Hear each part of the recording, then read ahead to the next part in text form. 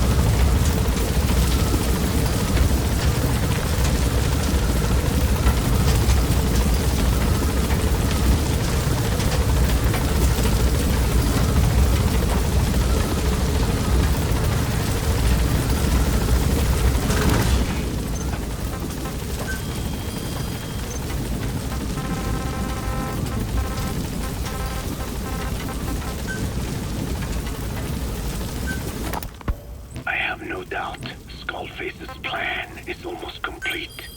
At that point, I will no longer be of use to him. I must leave behind this record at least.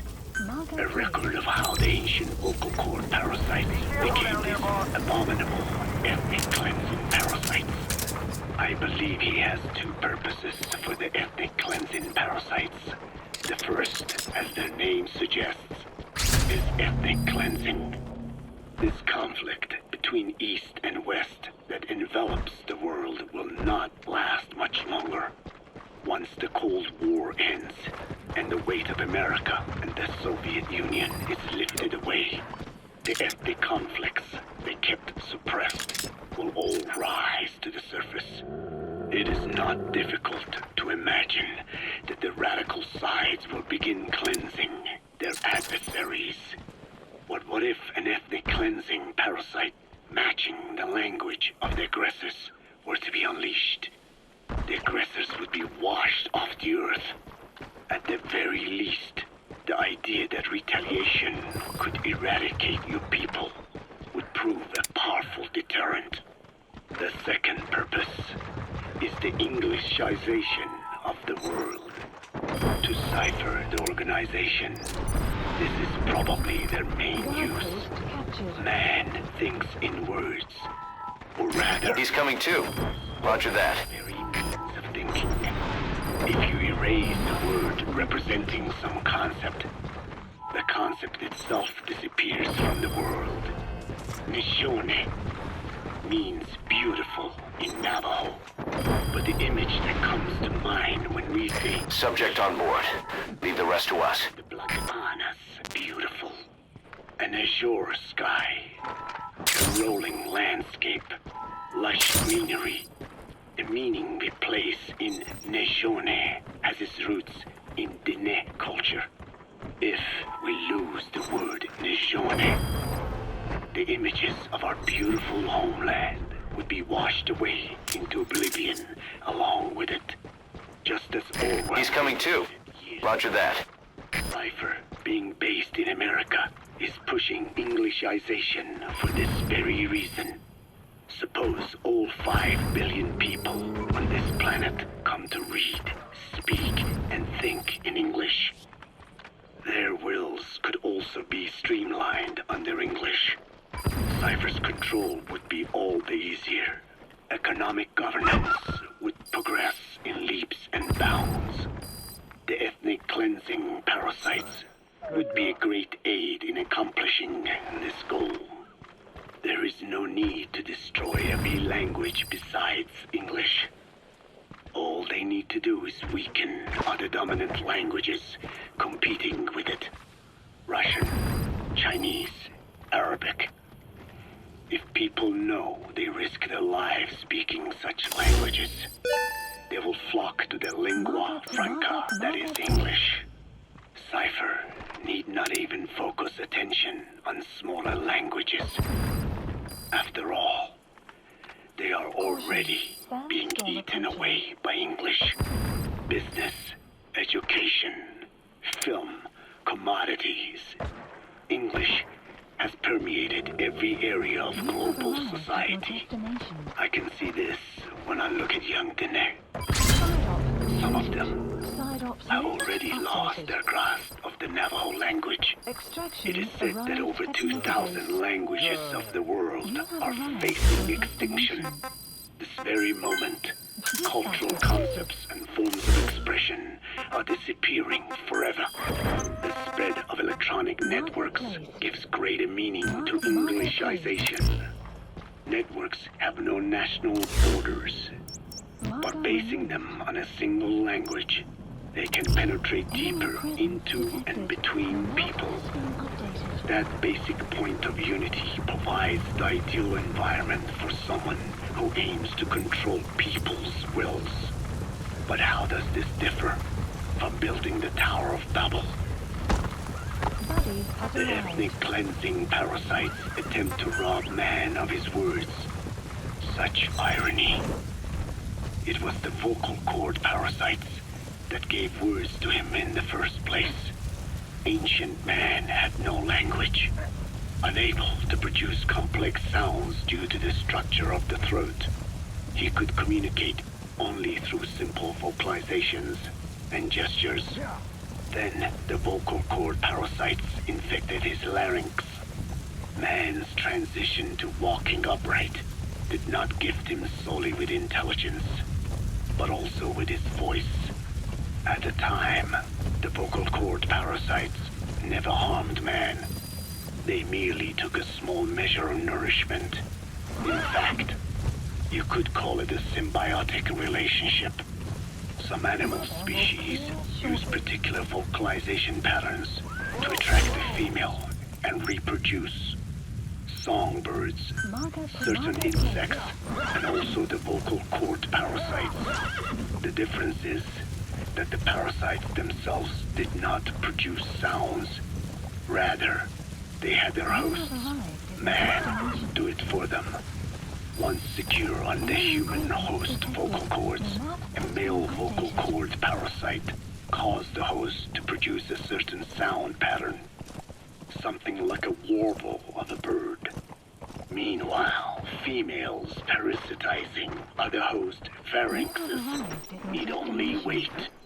Upon hearing the sound pattern of an attractive mate, they would manipulate their hosts into making contact with the person it came from.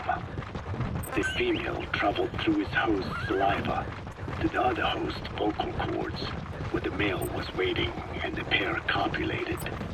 We can only imagine how the female manipulated his host, but it was probably through smell. Smells traveled directly to the limbic system via the olfactory cilia in the nasal cavity. Volatile compounds released by the female would stimulate the limbic system, which controls instincts, making the host feel amorous. This kind of sexual selection naturally led to competition between the male parasites. Males that had their hosts produce sounds perceived by females as more attractive succeeded in copulating and producing offspring. Evolutionary traits caused by sexual selection are curious. The peacock's feathers, the mannequin's dance, the firefly's luminescence pattern. Even with courtship behaviors that are not advantageous to survival, those individuals that excel in them produce offspring, and it escalates with each generation. The same was true of the vocal cord parasites. Courtship vocalization rhythms and intonations became more sophisticated, and in order for man to produce such sounds, they had to alter his vocal organs. By lowering the position of the larynx and developing resonating chambers, they enabled enabled more complex pronunciations. But that was not all. The vocal cord parasites activated a transcription factor that would later control man's language ability. A protein that, due to its appearance, is called 4-kit box protein P2, or FOX-P2. Activating this transcription factor led to the development of brain function capable... According to the intel team, the escaped kids should be around here. Locate and secure them. The vocal cord parasite's prosperity. However, this sophisticated pronunciation control was too useful for man to ignore. Once human sexual activity ceased to be only seasonal, and having lost pigment-based sexual characteristics, distinctive vocalizations became the most effective means for humans to attract mates as well. Combined with logic pathways hardwired into the brain, or universal grammar, it was not long before advanced communication was possible. This was the birth of language. Luckily for man, it was around this time that a particular retrovirus was circulating. While not lethal, it infected not only man, but the vocal cord parasites as well. It is presumed that this virus removed part of the parasite's DNA and reverse transcribed it into man's reproductive cells. It was a factor. Among the genes it transcribed were the ones responsible for the production of language. The vocal cord parasite's vocalization genes were written into the human genome. The parasites were no longer of any use to man now. Man could use his voice as he pleased, when he pleased, hindering the parasite's courtship vocalizations. Having lost their opportunity to reproduce, the parasites died out, leaving behind only the transcribed genes. The vocal cord parasites were once in symbiosis with man. Its genes even became a part of his. Humans and parasites are extremely close. As such, Okay, subject is in. difficult for man's immune system to eliminate the vocal cord parasites. Even cutting them out will be no simple matter, which is exactly why these ethnic cleansing parasites are such a formidable weapon. The rise of the vocal cord Roger. goes back approximately 300 million years to the Permian period. At that time, they were not even parasites, but predatory autotrophs. They are believed to have been the common ancestor to the Pentastomida and the Cyclops genus of copepods. However, Earth's environment underwent a violent change at the end of the Permian period. The cause is unclear, but evidence suggests that over 90% of the Earth's organisms at that time died out. The most pronounced threat to the proto-parasites was the severe reduction in oxygen concentration. The result was cladogenesis, a splitting that gave birth to a new strain that could parasitize other organisms' respiratory apparatus. This survival tactic helped lower their oxygen consumption. Inhabiting the throat kept them securely in contact with inhaled air. The best survivors were those that parasitized the reptiles that flourished at the time. Entering the Triassic period, the reptiles evolved into dinosaurs, and the proto-parasites shared in their success. Dinosaurs developed respiratory organs called air sacs to adapt to the low oxygen environment. These in particular helped the proto-parasites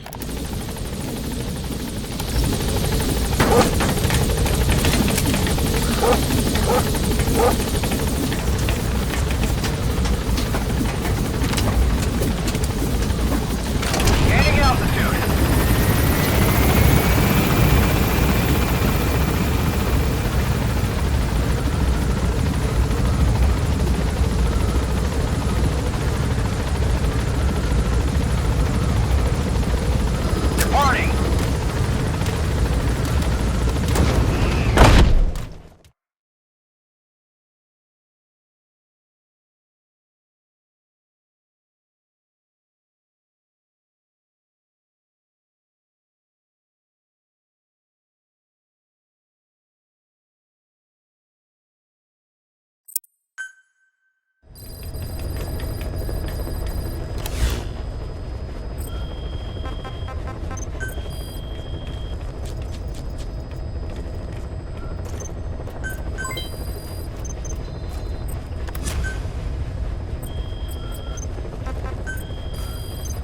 Please select a mission.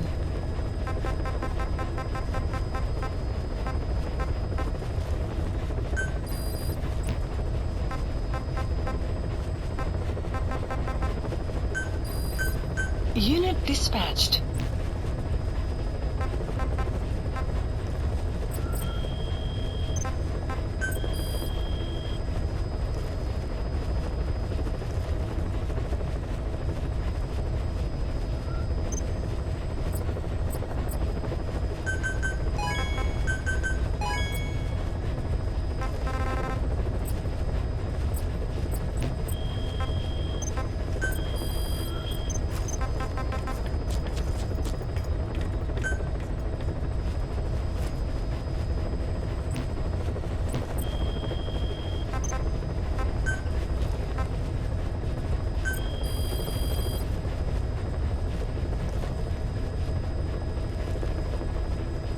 Please specify a project.